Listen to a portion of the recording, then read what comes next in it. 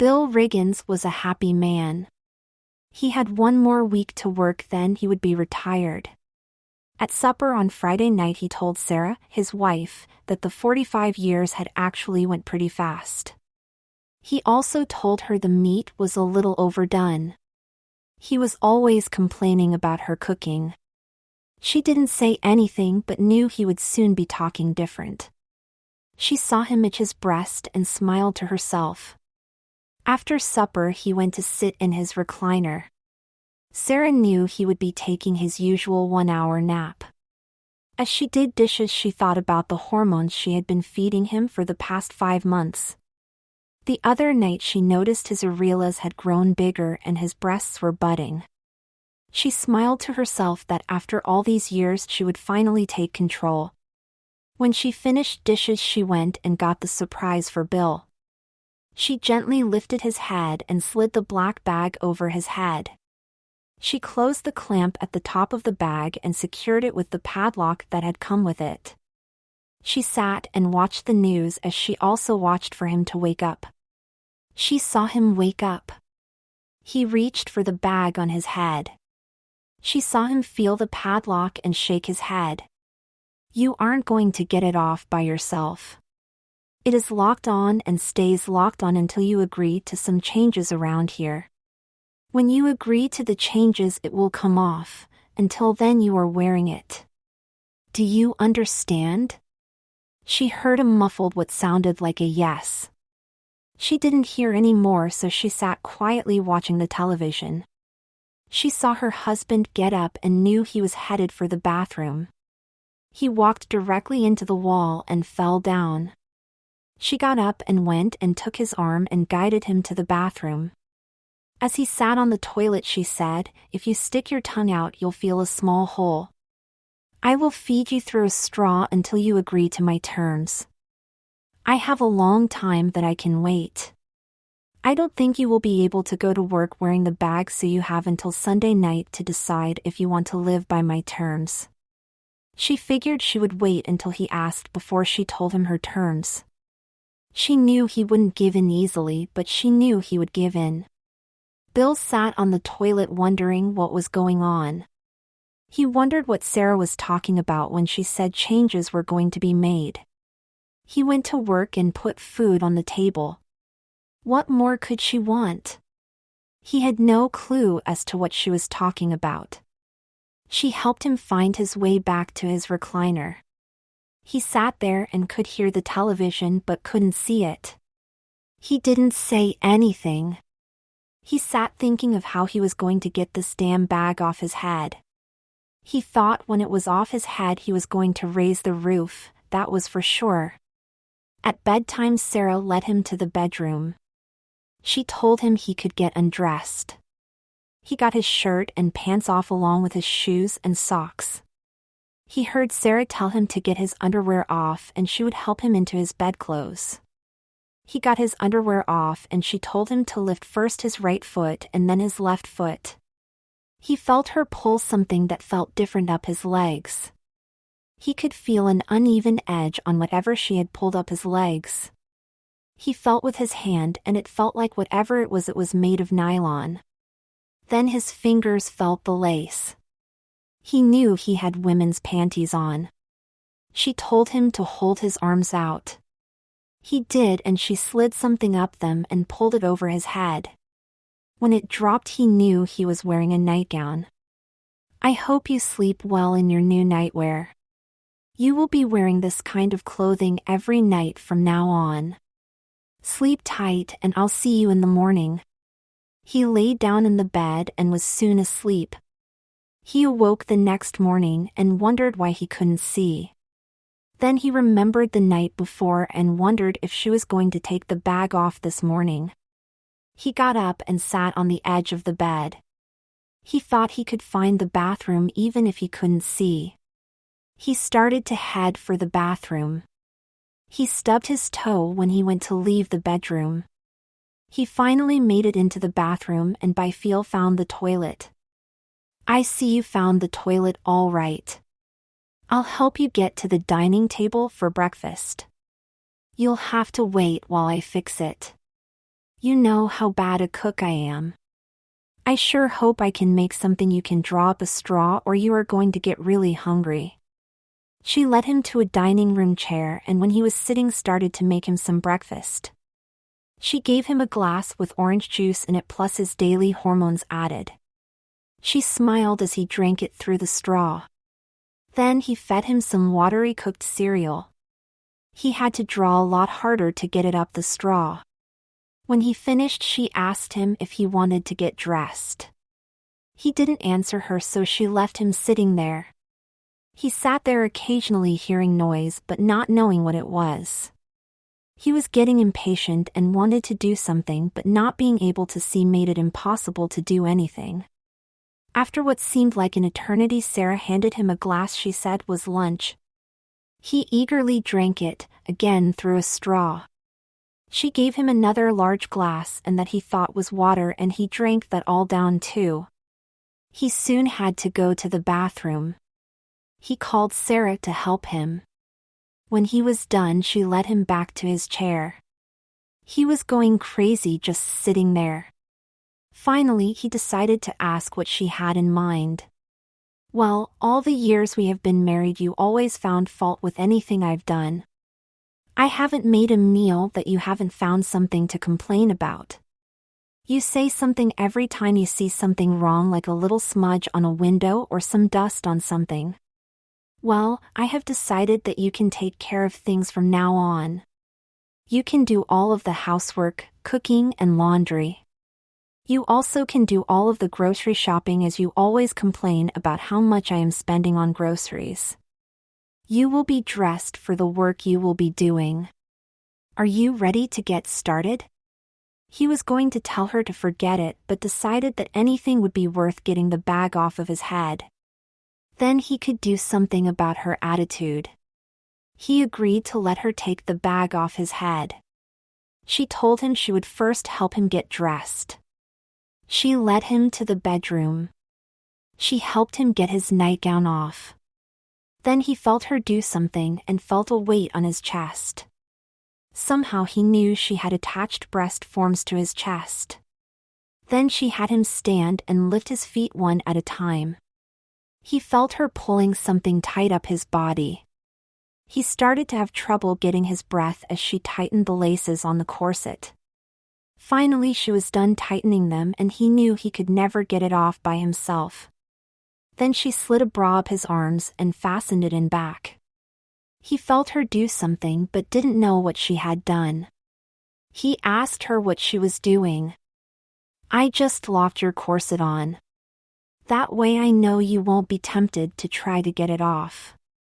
I am going to take the bag off now and you better cooperate or else you will find yourself in more trouble than you ever thought possible. Are you going to promise to cooperate? If you don't, the bag goes back on and I don't think it will come off quick. He promised and she took the bag off his head. It took him a few minutes for his eyes to adjust to the sudden bright light. When he had adjusted his sight to the light, she handed him a pair of nylons, telling him he had seen her put them on often enough so he should be able to do his himself. He got them up his legs but had trouble figuring out how to fasten the garters from the corset. Sarah helped him and showed him how to do it. She handed him a slip, which he got on okay. Then she handed him a very feminine dress to put on. It had ruffles in front of the top half and a ruffle around the skirt about 6 inches up from the hem. He got it on and she had to button up the back for him. She handed him a pair of white pumps with a 3-inch heel, telling him he shouldn't have any problem with them as they were only a little higher than his cowboy boots. He managed to walk without a lot of difficulty. She told him he should put his ponytail up higher on his head as it was too low to look feminine. She saw he had tears in his eyes when he adjusted the ponytail. She told him that as long as he was sitting at her vanity he should put some lipstick on. He grabbed a tube and was surprised that it was the reddest one he remembered she had. She told him that now it was time to get to work. She told him he could start by dusting and polishing the furniture in the living room. Then she said he could do the floor. He went and started. As he was doing it, he was surprised at how much work it was. By the time he was done with the floor, he wanted to take a break, but she told him he could now clean the oven and stove. When he finished that, she told him it was time to make supper. He asked what he should make, and she told him it was up to him. He finally settled on a couple of steaks. They were eating supper, and Sarah told him her steak was too done. He said he had done his best, and she told him she always did her best, but that never stopped him from finding fault with her cooking. After they were done eating, she had him do the dishes. When he finished the dishes, he went in by her and asked, "How long do you intend on keeping me this way?" "As long as I want to. Right now I think you could be that way for a long, long time. In all the years we have been married, you never said I did anything right. Now you can show me how well you can do everything. When and if the time comes I feel you have shown me everything and how to do it right, I may go back to being the housewife around here.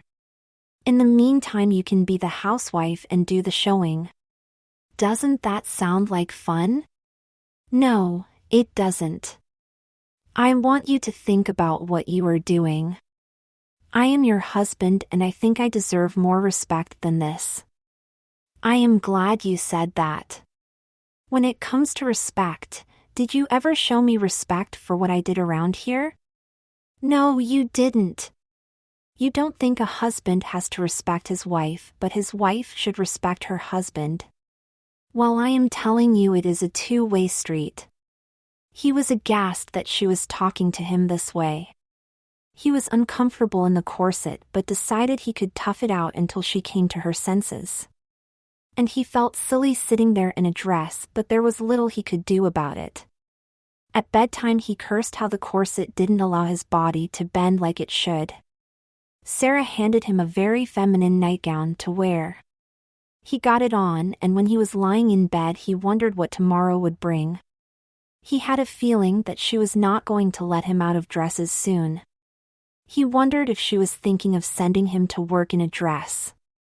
He hoped she wasn't, but he wouldn't put it past her the way she'd talked tonight. The next morning Sarah woke him up and told him it was time for him to make breakfast. He went to the kitchen and made pancakes for breakfast. Sarah found fault with them and he was just about ready to cry as she picked apart his cooking. Didn't she realize he had never cooked much before and that he was just learning? Sarah told him she thought his pink dress with the black heels would look good for today. He went to the closet and found the pink lace-trimmed dress and put it on. When he got the black heels out, he saw they had 5-inch heels. When he asked about them, Sarah said he always liked her in the higher heels, so now he could feel the same as she did when she wore higher heels. He had a lot of trouble walking in them. Sarah suggested he do the laundry unless he was thinking about doing it after work. She told him to hang it outside to get the fresh air smell. He started it and she told him the lawn had to be cut. He was glad to sit on the riding lawnmower. He was also glad they lived at the end of a dead-end road in the country. He did the front lawn, then went and got the first load of laundry out and put the second load in. While he was hanging up the first load, he was cursing because his heels kept sinking into the ground. He was extremely glad to get back on the lawnmower to do the backyard. He finished the mowing and trimming in the yard and got the second load hung up. When he got back in the house, Sarah said she was hungry. He made some soup and sandwich for lunch. Sarah told him he'd put too much butter on her sandwich. He thought there was no way he could win. While he was doing the dishes, he heard her talking on the telephone. He couldn't make out what she was saying, but he hoped she wasn't telling anyone about what she had him wearing. When he finished, Sarah told him he was the expert, he should find something to do. He couldn't think of anything, then decided to go make up the bed. He started out of the bedroom when he heard Sarah talking to someone. He recognized Jane Simmons' voice, then he heard Jim Simmons' voice. They were their best friends. He couldn't let them see him like this. He turned around and went back and sat on the bed. He heard Sarah call him. He didn't move. He heard her call again that if he didn't come she would come and get him. He knew if she came Jane and Jim would be with her. He slowly got up and went to the living room. When he slowly walked in, Jane said, "Sarah said she changed your style, but I never thought it would be like that.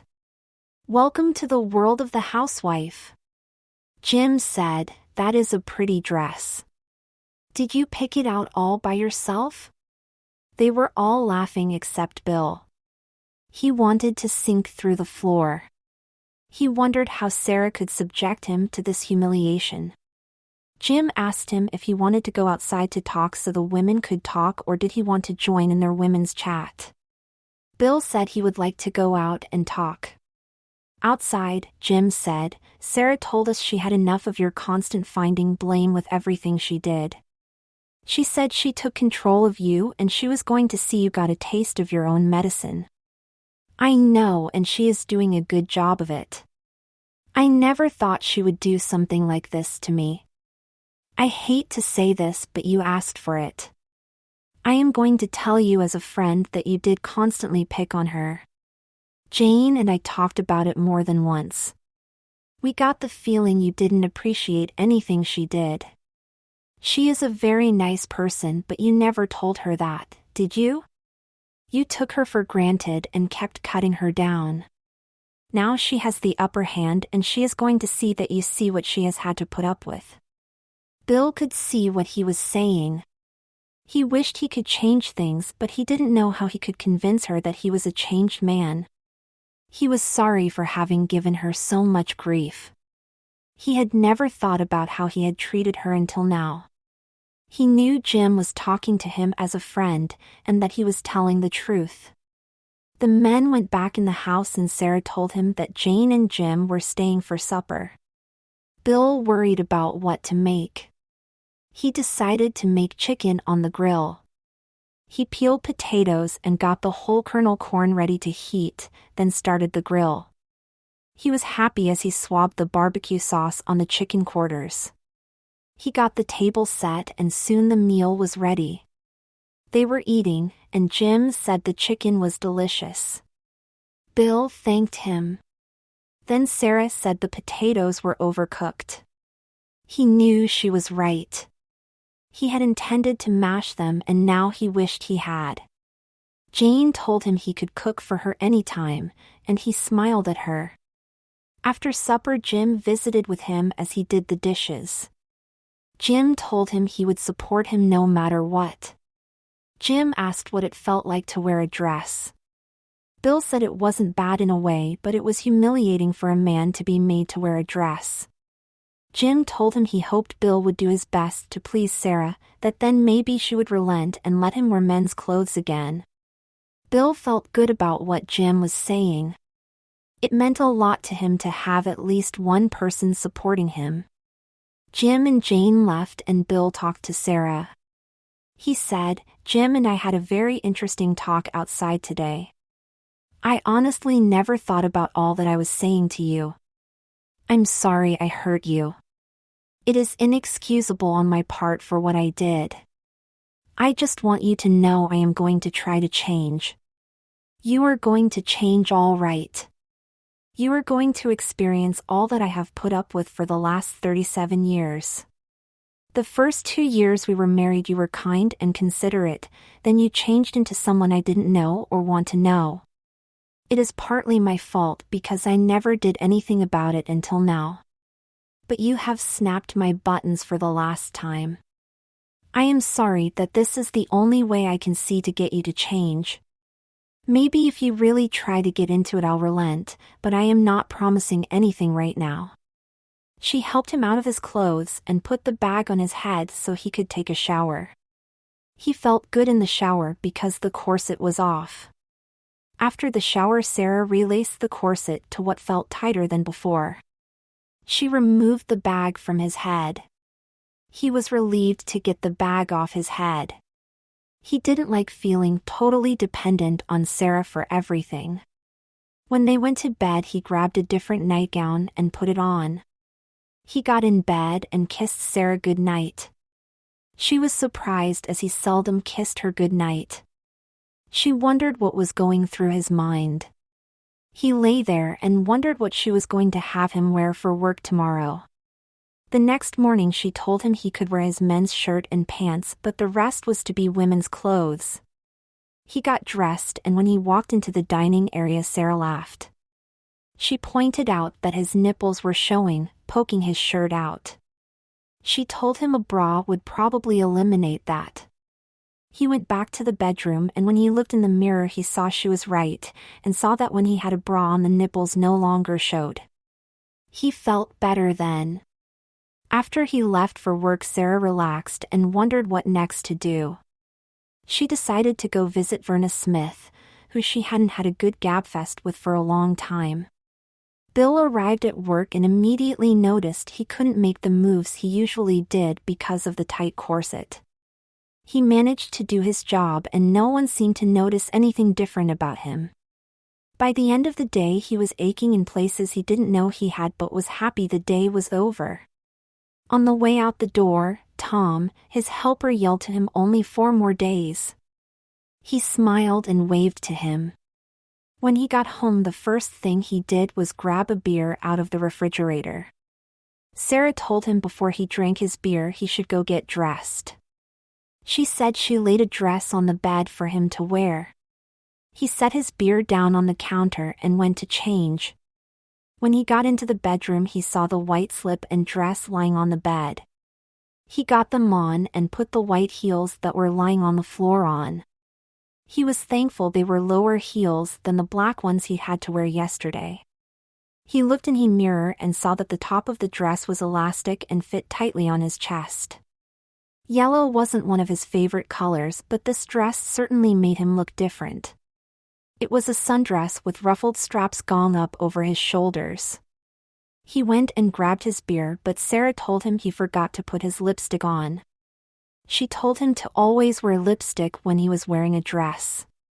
He did as she said, and started supper without her telling him. As they were eating supper, Sarah told him that the carrots could have been cooked a little longer. He knew she was right, but was irritated. Why did she have to say anything about them? Then he remembered that if the situation were changed and she'd cooked, he would have said something about them. She told him he probably could clean the 2 spare bedrooms after he did the dishes. He was cleaning the first bedroom when Sarah brought him a glass of beer. He eagerly drank it down, not realizing there were female hormones in it. He was amazed at how long it took to clean the bedroom properly, and when he started on the second one he was already feeling tired. Then he remembered he hadn't had his after-supper nap. By the time he finished the second bedroom he was tired enough to go to bed, so he said goodnight to Sarah and did just that. She was surprised, as it was a half-hour earlier than his regular bedtime. She smiled to herself as she thought that maybe he was finding out that a woman's work is actually work. She felt good every time she thought about how he was doing something the wife normally does. She knew she'd done the right thing in putting him in a dress. The next morning before he got dressed, Sarah tightened his corset laces. He thought he couldn't breathe, they were so tight, but soon he got used to taking shallower breaths and could handle it. As he was hooking his bra he wondered how long Sarah intended on keeping this up. He didn't know if he could take much more of it. The next 3 days went pretty well for him. Finally Friday came and it was his last day of work. He had told Sarah he would be home by noon as he was free to leave after the reception, honoring his years of service and celebrating his retirement. At the reception, Margot asked him if he was losing weight, having noticed his belt was in 3 more notches. He told her no, he was just redistributing it. They both laughed at that. He left work for the last time a happy man. When he got home at noon he was surprised to see that Sarah had fixed lunch for them. He ate his lunch and drank his hormone-laced milk. As they ate, Sarah told him that by the time he finished dishes they would have to leave. He asked where they were going and she said it would be a surprise for him. He wondered what she had in mind but didn't think it was anything special or she would have said something different. When he finished the dishes, Sarah told him to go put on the dress she had laid out on the bed. He went in and saw a black dress with white daisies printed on it. It had a full skirt and he saw she had put the black heels out. He thought about switching to the lower-heeled white ones, then decided he didn't want to anger Sarah and spend more time in the bag. He applied lipstick and went to see where they were going. Sarah drove until 2 miles away. She pulled into the country hair salon. They went in, and she greeted Jessica, the owner. Jessica told them she was all ready for them. First she had Sarah sit in the chair, and she did her hair. Then Bill was told to sit in the chair. Jessica put a flowered shawl around his neck, then had him go to the sink so she could shampoo his hair. He liked how she massaged the shampoo in. Then it was back to the chair. Jessica told Sarah it would take about 3 hours to do all that Sarah had asked for. Sarah left and Bill wondered what was going to be done. He was surprised when Jessica fastened some straps around his wrists. When he asked about them, she told him she didn't want him going anywhere. Jessica started by trimming his hair, then putting a lot of rollers of different sizes in it. She put some foul-smelling lotion on each of the rollers and covered his hair with a brightly colored plastic cap. Then she told him he would feel a sting. It stung all right as she narrowed and softened his eyebrows. He was glad when she'd finished. She then did something he never thought anyone would do to him. She shaved his face, telling him she had to get it as clear of stubble as possible. He was amazed at how gentle she was as she shaved him. Then she showed him how to apply foundation. She used 2 different shades to heighten his cheekbones, then showed him how to apply blush and not overdo it. He'd never thought of applying makeup as an art, but she assured him it was. She showed him a trick to applying eyeliner and how to properly apply eyeshadow and mascara, and he noted how she did it. It seemed she was showing him a lot to remember, but he took it all in. When she showed him how to use a lip liner pencil, he was amazed that even with a little thing like that there were tricks to learn. Then she colored his lips with a bright red lipstick, brighter than anything he had seen before. She then attached false nails to his fingers and painted them a bright red to match his lipstick. He stared at the nails as they dried. He was transfixed at how shiny they were. Jessica told him that his nails and his makeup would make it less likely that anyone would recognize him as a man. She told him that if he kept wearing the makeup he would be accepted as a woman, not a man in a dress. Jessica took the plastic cap off and started on his hair. He kind of liked the feeling of her brushing his hair and told her so. She told him she liked doing hair, as everyone was different and wanted different styles. She asked him if he'd picked a feminine name yet. He told her he hadn't, and that he'd never thought about it. She asked him who was the prettiest woman or girl he had ever seen. He thought for over 5 minutes, then said that he thought the prettiest girl he'd seen had to be Angela Simon on their graduation night. He told Jessica he'd never forget how pretty she was that night. He told her that Angela always scared him, that he was afraid to talk to her when they were in school. Jessica said, "Then it's settled. We'll call you Angela. That is a pretty feminine name." He didn't know about being called Angela. He didn't care to be called that name, but he didn't say anything to Jessica about it. Sarah meanwhile came in, and Jessica told her it was taking a while longer than expected, as she had to shave him. She told Sarah how they'd picked a new name for him. When she told her the name was Angela, Sarah told her that was a perfect name for him. Jessica finished, and when he was turned toward the mirror he saw he had a head full of curls. He'd always had long hair, and now the curls came down past his shoulders. He was fascinated by the bangs on his forehead. Jessica told him there was only one more thing to do, and that he would feel a quick sting. She then pierced both of his ears in 2 places and put shiny studs in the holes. He couldn't believe it was him staring back at him in the mirror. That then left, and Sarah turned the opposite direction from going home. He asked her where they were going now. Sarah told him she was taking him into town. He didn't want to go into town but didn't have a choice. She parked outside a tattoo parlor. She told him he was always saying how he would like to get a tattoo, so now he was going to get one. They went in and she picked a rosebud ring for his ankle. He was shocked that she was ordering such a tattoo for him. As the tattoo artist was doing his ankle, she asked about the daisy ring tattoo. She told the artist to do a daisy chain around his right wrist. Then she told the tattoo artist maybe a little butterfly on his left wrist would look good too. He was afraid to say anything because he thought it would just bring her more ideas. He looked at the pictures of possible tattoos and saw the eagle he wished he were getting. When he looked at Sarah, she had a look he had never noticed before. She had a sparkle in her eye, and with the smile on her face he knew she was happy. He wondered why. She was thinking that now there was no way he wouldn't be showing that he was feminine. He didn't know he was going to be Angela for a long, long time. She decided that she should push a little more. The tattoo artist finished his work and explained how to care for the tattoo. They then left the parlor and she drove, but again it was away from the way home. "Angela, I have good news for you," she said. "You don't have to cook supper tonight or do dishes. You are going to get to show off how pretty you are.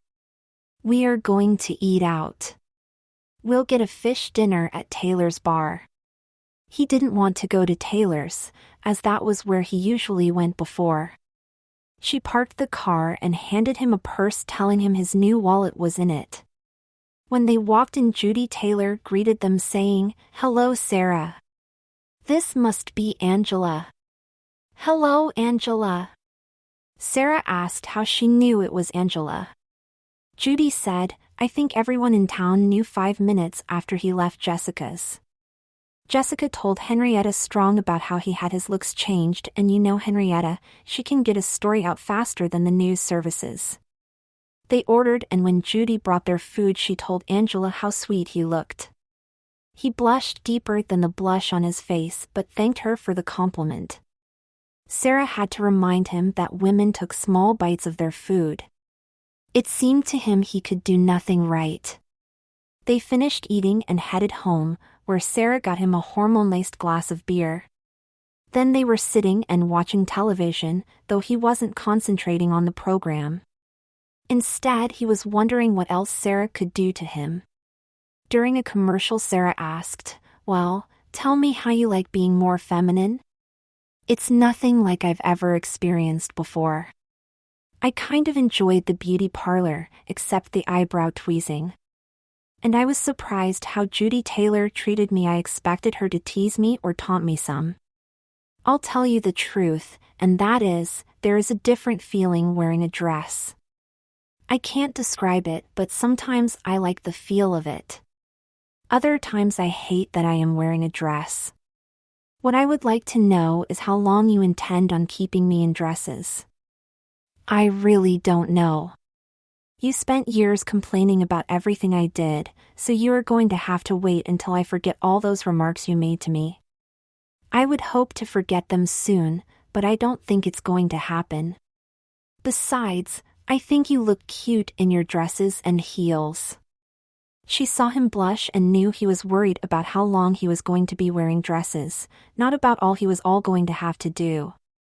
"Would you like to take a bath? It will give you a chance to relax." He agreed, and she went with him into the bedroom, and he was surprised when the first thing she did was put the bag on his head and lock it. Then she helped him get undressed. He felt a lot better when the corset was off. She then led him into the bathroom and started the water in the tub, but she set it for just a trickle. She told him she was going to put some lotion on him before his bath. She spread lotion all over his body. She told him she was adding bubble bath to his bath. He had never taken a bubble bath before, as only women took bubble baths. His skin was tingling when she finally let him into the tub. The warm water felt delightful, and soon he was relaxing in the nice warm water. He gently washed his whole body except for his head. When he was done washing, he sat back and could easily have fallen asleep. He didn't know how much later it was, but Sarah came and told him it was time to get out. He hated to leave the bath, it had felt so good. She helped him dry off, then rubbed some more lotion on him. Even through the bag he could smell the flowery scent. Then she took him into the bedroom and put his corset back on. He never thought she was that strong, as he could hardly breathe when she got done lacing it up. She removed the bag and let him put his panties on. It was difficult, as the corset held his body straight. He put a very feminine nightgown on, and Sarah told him he looked delicious in it. He blushed when she said that. He was sleepy, so he crawled into bed. Sarah said good night, Angela, to him, and soon he was sleeping. The next morning he woke up and got dressed in the bright yellow sundress. When he looked in the mirror, he thought he looked not bad in the dress, but he thought he was still a man and shouldn't be wearing dresses. He went and made some coffee, and as he was sitting and enjoying it, he noticed that all the hair was gone from his arms. He knew now what the stinging sensation had been before he got into the tub. He wished Sarah would get over her hurt feelings. He knew he loved her and that he didn't really mean to be mean to her. Why couldn't she just see that he loved her and let it go at that? Sarah came in and poured herself a cup of coffee. She sat down and looked at him. He saw her smile turn to a frown. When he asked what was the matter, she said, "You haven't done your makeup yet. You should do it first thing every morning. I always at least wore lipstick for you every morning. If I have to look at you without makeup, you might as well wear the bag. Then I won't have to look at your face." He couldn't believe what she was saying. Why did she always find fault with everything he did? Why was she always in a bad mood? He went and started to put his makeup on. As he was doing it, he tried to remember the tips Jessica had told him. It took him some time, but he finally thought it looked pretty good. When he went back out, Sarah told him he'd used too much blush. He couldn't win no matter what. There was a honk in the driveway, and Sarah said that had to be Earl Thompson. She said Earl had called after he was in bed to see if he wanted to go fishing his first day of retirement. She'd told Earl he would. "Go on, Angela, grab your fish poles and go enjoy yourself. Your housework can wait." He didn't want to go out, but he knew he had to. He didn't want Earl to see him like this. He told Sarah he couldn't get into a boat in high heels. She told him to go put on his brown loafers. When he came out wearing them, she put a shiny penny in the opening over the instep and told him they looked more feminine. He knew he had to go out there. When he got out there, Earl said, "I heard Sarah had you in dresses." In a way, it didn't surprise me. "Are you ready to do some serious fishing?" "Yes, I guess I am. Maybe that's what I need right now. I'll get my poles." They were fishing for about a half hour and neither one had said much.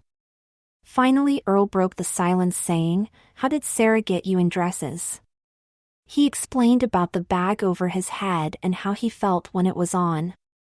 He said finally he couldn't take it any longer and told her she could do what she wanted with him. Earl asked, "Didn't she say why she was doing it?" "Yes, she did.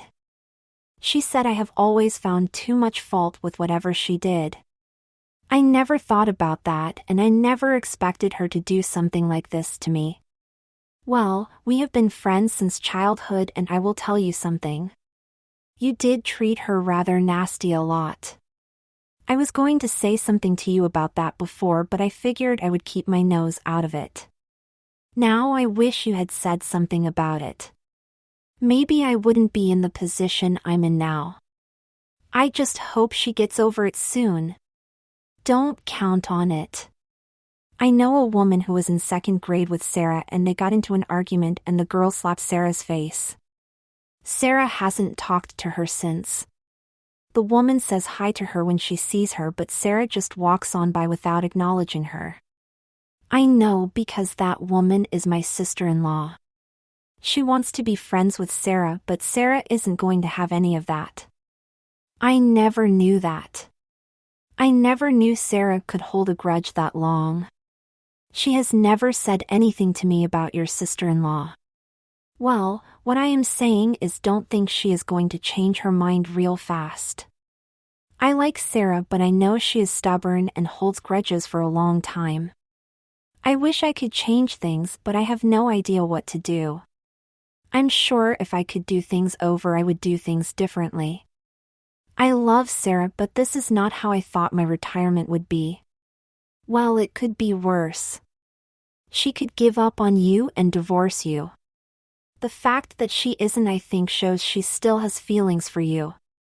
My advice is to try to see the good side of it. I know that isn't easy, but that is what you are going to have to do. When she says you did something wrong, agree with her. You're right, but it isn't going to be easy. She's finding something wrong with whatever I do. I don't do anything right for her. Sounds like the tables have turned on you. Like I said, you have probably hit nerves on her that are going to take a while to heal. You're right. I know that. Thank you for understanding. Hey, we've been friends for too long. I don't care what you wear, you're still my friend, and I'll try to help any way I can. They fished for a couple more hours, and when they were done, Earl took him home. At home, he told Earl to keep all the fish they'd caught, saying they'd make a good meal for Earl and his wife. Earl laughed and said it was just because he just didn't want to clean them. Then they both laughed. He went in and Sarah told him the bed wasn't made yet. He went and made it, and decided to clean the room. He polished all the wood with furniture polish and did the floor. When Sarah looked at it, she said he could have washed the windows. He agreed with her. She looked at him with a funny look on her face. That night at supper, Sarah told him the corn could have been warmer. He agreed that it cooled down pretty fast. She had never heard him agree with her so readily.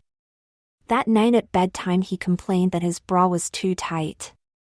Sarah had him stripped to his waist and took the breast forms off. She saw he had his own breasts, small but his own. She said they might be B-cups.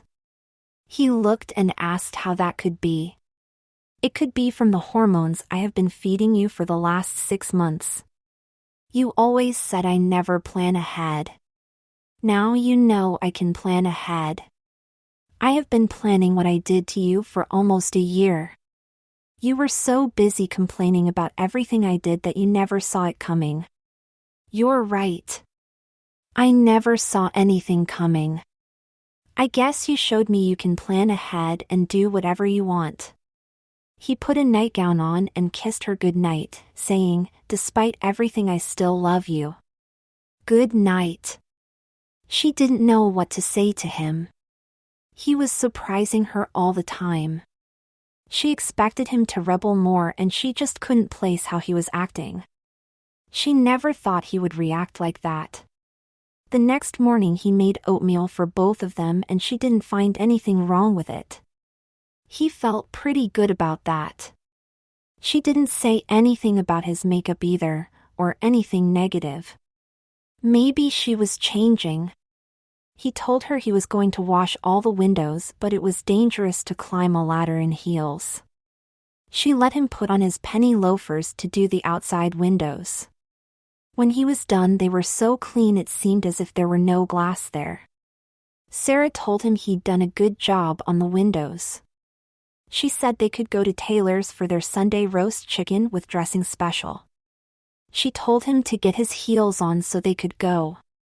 They arrived at Taylor's and he asked if they could have a corner table.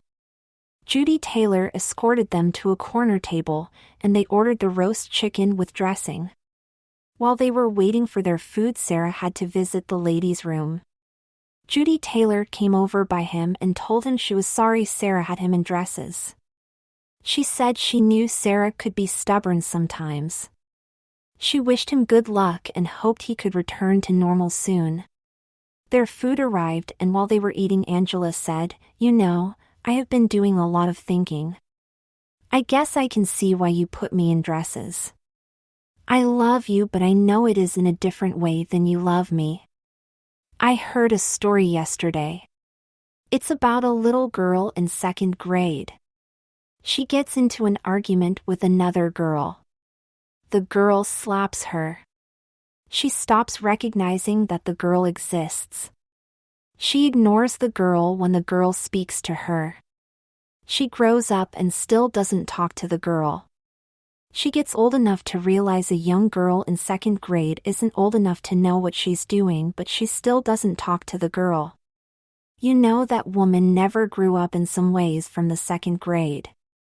She has held a grudge for over 50 years. I feel sorry for that woman because she has had to carry all that weight for all those years." Sarah knew exactly what he was talking about, and she couldn't look him in the eye.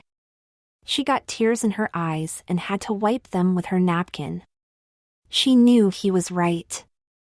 She wanted to tell him she never realized she had carried that grudge that long.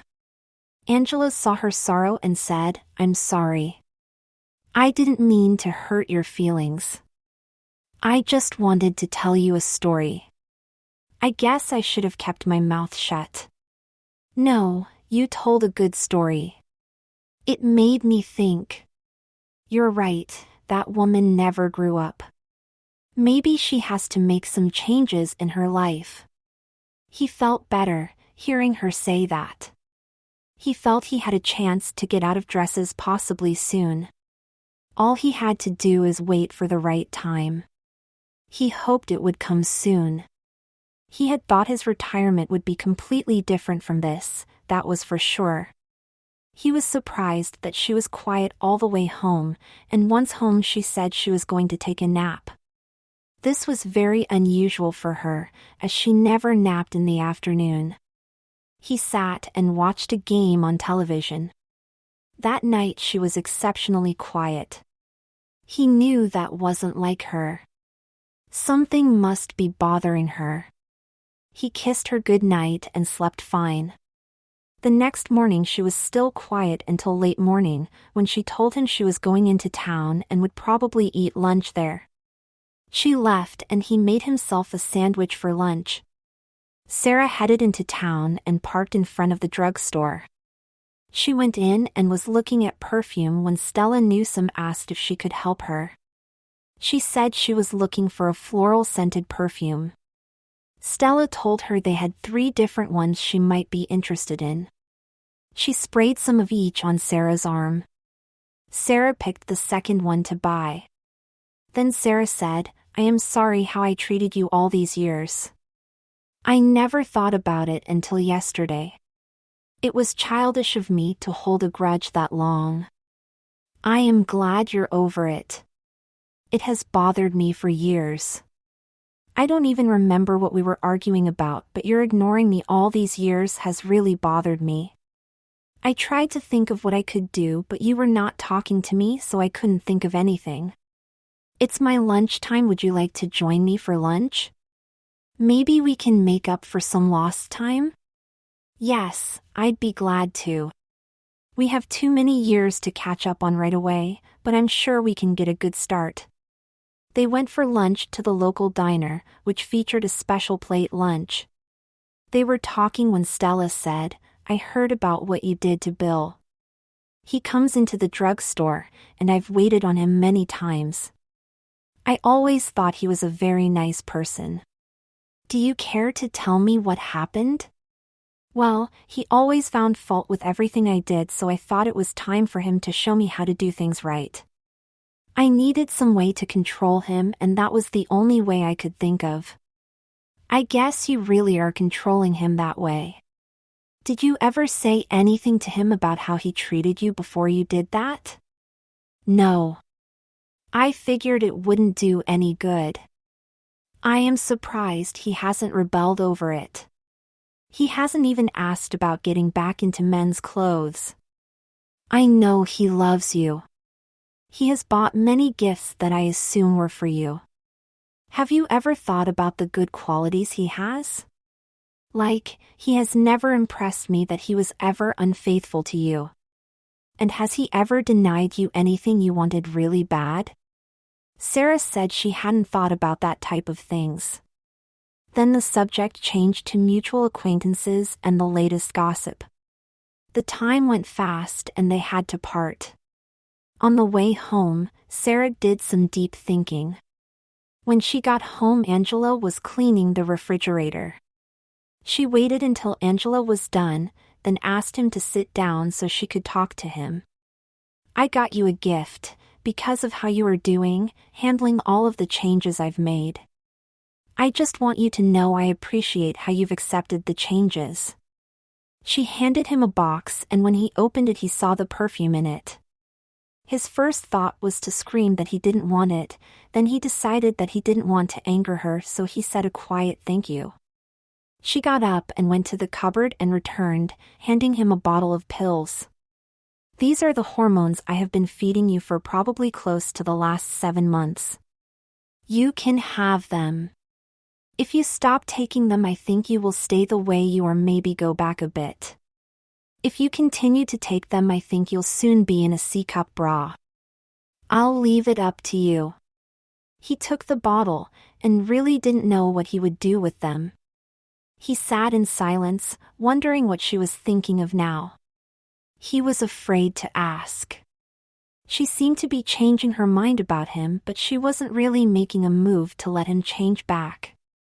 He wondered what had happened to get her this far. That night at supper she said, I think I can continue the story you told me yesterday about the woman who didn't talk to the girl who slapped her in 2nd grade. Go ahead. I like stories. I would be interested in hearing how it continues. Well, it seems this woman did a lot of thinking about how she was carrying this grudge. It bothered her, as she had not thought about it for a long, long time. She decided maybe it was time to get rid of the grudge. She was afraid of how the girl would react. But she decided to go see the girl.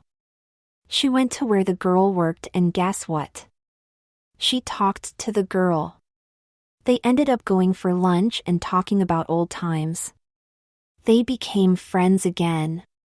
The girl told the woman she was bothered by all the years of being ignored by the woman and was glad they were over. I am glad to hear that it has a happy ending.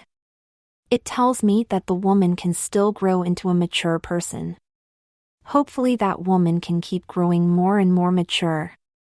I think she can. It might not be fast, but I think she will make the right decisions. She needs a lot of time to think about things sometimes. He was happy to hear this, as he knew she was talking about what she had done to him. He hoped she would change her mind quickly, but he also knew she didn't hurry any big decisions. The next morning when he got up, he was sick to his stomach. Sarah heard him in the bathroom being sick. He was never sick that she could remember. So she went to the bathroom and told him he should see a doctor. He told her it was probably just something he ate, but she didn't buy that. He was experiencing severe cramps, and nothing he did made them any better. She convinced him to see the doctor. An hour later he was in the doctor's office and the nurse was taking his temperature and blood pressure. It had been over 20 years since he had been to a doctor's office. The nurse told him he had a temperature and that the doctor would soon be in. She told him to take his pretty dress off and put a gown on. Before they left, Sarah had told him he could wear a shirt and slacks, but he put a dress on anyway. She was surprised that he would wear a dress to the doctor's office. The doctor came in, and when he saw the corset under the gown he asked about it. Bill explained it to him. You are as much responsible for this as my wife. She fed me female hormones and I don't think she got them at the feed store. I don't know why you gave her the hormones, but I'm sure you had a good reason. I just can't think of one right now. The doctor was shocked on hearing this. He told him he never thought Sarah would be feeding them to him. He told him he had to have a talk with Sarah. Bill asked him what the lasting effects would be if he continued taking them. The doctor explained what would happen. Then Bill got a severe cramp and started to vomit. The doctor undid his corset and helped him out of it. While Bill was on the examining table and the doctor was checking him, he had several more hard cramps, and the doctor finally told him he had some good news and some bad news. The good news was that his pain would be gone by this afternoon. The bad news was that he was going to lose his appendix. The doctor asked him if while he was under did he want the doctor to remove his breasts or do a breast reduction surgery. Bill said to ask Sarah as he and Sarah were responsible for them being there. The doctor asked him if he was allergic to anything and he said yes, he was allergic to pain. The doctor called his nurse in and had her start in 4. They got an ambulance to take him to the hospital, and the doctor went to talk to Sarah. He told her she had gotten a prescription under false pretenses, and that was breaking the law. They had a long talk, and the doctor was very stern with her. Bill arrived at the hospital drifting in and out of sleep from the 4. He was prepped for surgery and wheeled into a surgical suite. Then woke up in recovery, glad that the cramps were gone. He tried to move a leg but found he couldn't lift it yet, and for a short while he drifted in and out of things. Finally he recognized Sarah. He said a quiet hello to her. I have had a chance to think about things while you were in surgery. I don't know if what I did to you was right or wrong. If it was wrong, I am sorry. You can go back to wearing your shirts and pants as soon as you are recovered. Thank you. I am sorry I made your life so miserable. I never noticed it and it just developed. I wish you'd told me it was bothering you. I didn't mind the dresses, it was that darn corset that I hated. Well, you don't have to wear them anymore. I may have gotten carried away with how I treated you. I just felt I had to do something drastic. I know you love me and I love you, but your constant criticism of me was getting to be too much. I know now that it was. Earl told me he was going to talk to me but thought he should keep his nose out of it. I wish he had talked to me. I don't know if I would have listened, but I hope I would have. Well, between the doctor and Stella telling me things I didn't look at, I guess I shouldn't have made you wear dresses and do all the housework. Let me tell you something. I was afraid of retiring because I didn't know what I was going to do. I knew I would be going fishing with Earl from time to time, but I didn't have any idea what I would do the other days. You solved that problem for me. I found I don't mind doing the housework. In fact, most of it seems like fun to me. As far as the dresses go, at first I hated them, then I didn't mind them. Then one day as I was putting on my makeup, I noticed how the color matched a color in the dress and I felt good about it. Then when I got better at putting on the makeup and with this new hairdo, I found myself enjoying making myself look pretty. I didn't care how others looked at me, only how I felt, and I felt pretty. That made me feel pretty good. You can wear whatever you want. If you feel like wearing a dress, you can. If you don't, you can wear your shirt and pants. I don't care. You have changed back to the loving man I married, and I hope you stay that way. I feel I'm lucky to have you for my wife. I love you and don't want to lose you. Don't feel bad about what you did. I know now why you did it, and I can see you had to do something, and you did what you thought was right at the time. Believe it or not, I may have made some mistakes in my life too, but marrying you wasn't one of them. She still had doubts over what she had done, but she knew he forgave her unconditionally. She knew he really loved her even with what she'd done, and felt a sense of warmth that she hadn't felt since their marriage years ago.